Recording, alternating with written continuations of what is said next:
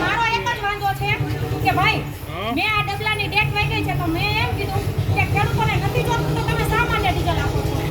અને આમાં ડેટ વહી ગઈ છે હવે આમાં એક કૂપન નીકળે છે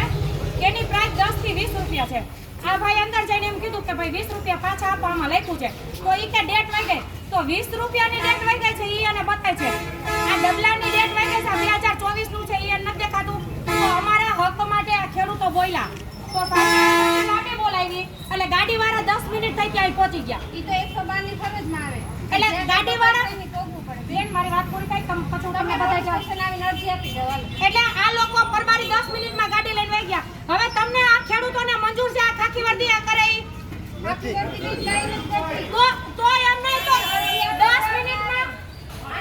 મિનિટમાં ગાડી કેમ આવે છે હું કઈ ડખો કરવા નથી આવી હું મારા હક માટે લડવા આવી છું તો કાયદેસરનું કરવું છે મારે કાયદેસર કરવું છે સાહેબને આવી રિક્વેસ્ટ કરી કે સાહેબ બહાર આવો એટલે સાહેબ કે હમણાં આવો એટલે મને કે તમારો અવાજ નીચો રાખો અને મારા ઉપર આંગળી ચીંધી અને એક ફોન કરવાથી અંદર જોવો સાહેબ બેઠેલા છે આમ જોવો અંદર સાહેબો બેઠેલા છે આવો આ સાહેબે મને એમ કીધું તમે ડોકું કરવા કેમ આવ્યા છો અહીંયા આવો એનું મોડલ બતાવો હવે આ સાહેબનો અધિકાર છે મને આવું કહેવાનો હું એક નાગરિક છું હું ખેડૂતો માટે આવી મને ખેડૂતની રિક્વેસ્ટ હતી હું કોઈ પેટ્રોલ પુરાવા ડીઝલ પુરાવા નહોતી આવી બરોબર તો સાહેબે ગાડી ઊભી રાખી એટલે મેં પહેલા જઈને કરીને કીધું આ બધાય જોતા હતા તો સાહેબે મને એમ કીધું કે તમે ડોકું કરવા કેમ આવો છો અને અત્યારે 20 મિનિટ થઈ અંદર બેસીને સાંઠગાંઠ ચાલુ છે પણ આ મુદ્દો કોઈ પણ રીતે રોકાવો ન જોઈએ કાયદેસરની કાર્યવાહી થવી જોઈએ મારે સરકારશ્રીને નમ્ર વિનંતી છે જો કાયદેસર રીતે ચાલશે તો બરોબર નકર આવનારા સમયમાં મોટું આંદોલન કરવામાં આવશે અને પછી મને કોઈની બીક નથી કારણ કે હું એક ખેડૂત છું મારા હક માટે લડું છું અને ખેડૂતોને આજે લાઈનમાં ઊભું રહેવું પડે છે કા બીજા કોઈને લાઈનમાં નથી ઊભું રહેવું પડતું મેં પહેલા આવીને એવું કીધું કે ભાઈ મારે 1000 નું ડીઝલ જોઈએ છે તો પેટ્રોલ પંપ વાળા ભાઈ એમ કીધું કે શેમાં નાખવું છે મેં કીધું મારી પાસે ગાડી છે એ કે મેં કીધું એટલામાં થઈ જશે તો કે ના તો મેં કીધું 2000 નું આપો ને કે કાંઈ વાંધો નહીં 2000 નું તો 4 વ્હીલ વાળાને 2000 નું દેવું છે અને ખેડૂતોને 10 લીટર માટે લાઈનમાં ઊભા રાખવા છે આનું કારણ શું છે આ તાનાશાહીની સરકાર છે હવે તો અવાજ ઉઠાવો મને એક વિચાર આવે છે કે હું લેડીઝ થઈને આટલી બહાર આવું છું તો તમે તમારા હક માટે કેમ નથી લડતા જય હિન્દ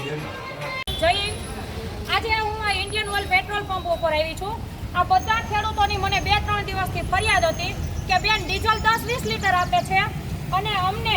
જે કિંમત છે એ કિંમત વધારે લઈને આ ડબલા આપે છે અને આ ડબલાની એક્સપાયરી ડેટ વહી ગયેલી છે બરોબર આ ભાઈ આગળ પ્રૂફ છે અને આમાં એક કૂપન નીકળે છે ત્યારે કૂપન એમને આપવા જઈએ છીએ તો આમાં 10-20 રૂપિયા લખેલા છે તો એ ભાઈ એમ કહે છે કે આની ડેટ વહી ગઈ છે હવે કૂપનની ડેટ વહી જતી હોય તો આ ડબલાની ડેટ વહી ગઈ આ ઓઇલ અમારા સાધનોમાં નાખીને હાકીએ તો એનું શું પરિણામ આવે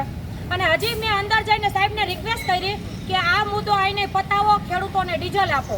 તો એ સાહેબે મને આંગળી ચીંધીને એવું કીધું કે તમે કયો એવું નહીં થાય અને ત્યાં ખાખી વર્દીને બોલાવી લીધી અને ખાખી વર્દીવાળા 10 મિનિટમાં આવી ગયા જ્યાં દારૂના હડા પકડવા પડે છે ત્યાં એને જવાની ટેવ જ નથી અને અહીંયા ખેડૂતો ઉપર રોપ જમાવા આવી ગયા છે પણ મારે આ દરેક ખેડૂતોને કહેવું છે કે તમારા હક માટે લડતા શીખો પછી ધોકા ખાવા પડે તોય ભલે જેલમાં જવું પડે તોય ભલે શરૂઆત હંમેશા એકથી હોય એટલે મારી 2 હાથ જોડી અને આ સરકારશ્રીને નહીં પણ પેટ્રોલ પંપ વાળાને વિનંતી છે કે અમારા ખેડૂતોને જોઈએ એટલું ડીઝલ આપો અને મોટા અધિકારીઓ પાછા ફોજદારી કરવામાં અને અહીંયાના ધારાસભ્ય છે ત્યાંથી લઈને કૌભાંડો થાય છે ત્યારે તમારી આંખો નથી ઉઘડતી જ્યારે ખેડૂત ઉપર પ્રશ્ન આવે ત્યારે તમે કેમ તમારા રોપ જમાવા પોગી જાવ છો જય હિન્દ જય જવાન જય કિસાન